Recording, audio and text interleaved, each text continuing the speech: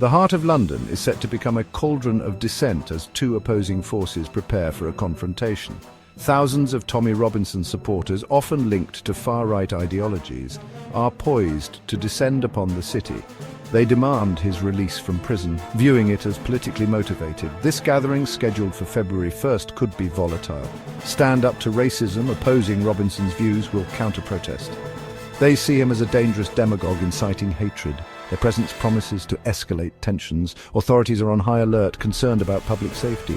London braces for a day of high drama and heightened emotions. At the heart of the impending protest lies the complex and contentious figure of Tommy Robinson. A staunch critic of Islam and a self-proclaimed champion of free speech, Robinson has become a lightning rod for controversy. His supporters view him as a political prisoner, silenced for daring to challenge the status quo and speak uncomfortable truths. They see his imprisonment as an assault on free speech itself, a dangerous precedent in a society that claims to value open dialogue.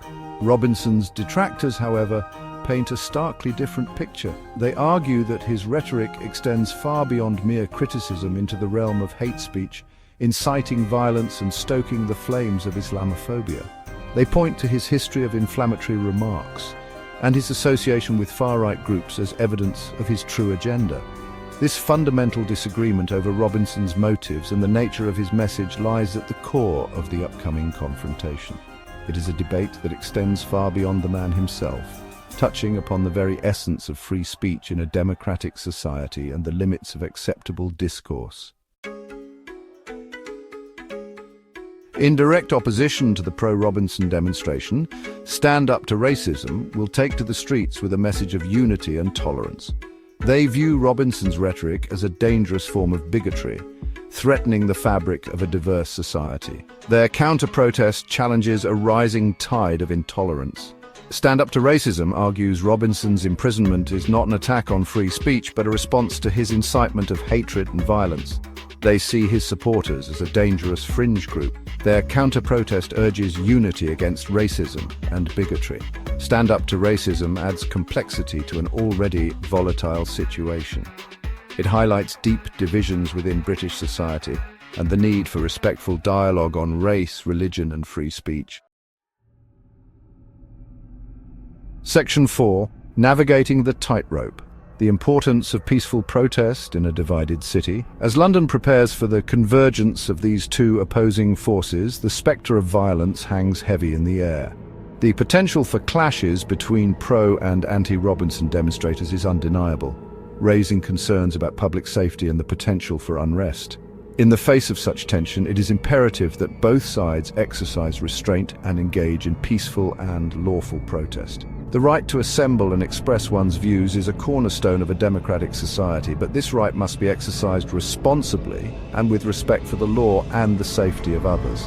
Violence and intimidation have no place in a civilized society and only serve to undermine the very causes they purport to advance. The eyes of the world will be on London as it navigates this delicate situation. The outcome of these demonstrations will have far-reaching implications for the future of free speech and political discourse in the United Kingdom and beyond. Section 5. Beyond the demonstrations, a broader conversation about civil liberties and political fairness. The upcoming demonstrations in London, while focused on the specific case of Tommy Robinson, represent a much broader debate about the balance between civil liberties and the responsibilities that come with them. The right to free speech, while enshrined in law, is not absolute. It must be weighed against the need to protect individuals and groups from hate speech and incitement to violence. Similarly, the principle of political fairness requires that all individuals be treated equally under the law, regardless of their beliefs or affiliations.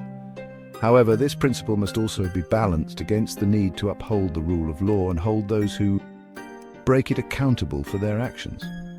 The case of Tommy Robinson has ignited a passionate debate about these fundamental principles. It has forced society to confront uncomfortable questions about the limits of free speech, the nature of political persecution, and the role of the justice system in a democratic society. These are not easy questions to answer,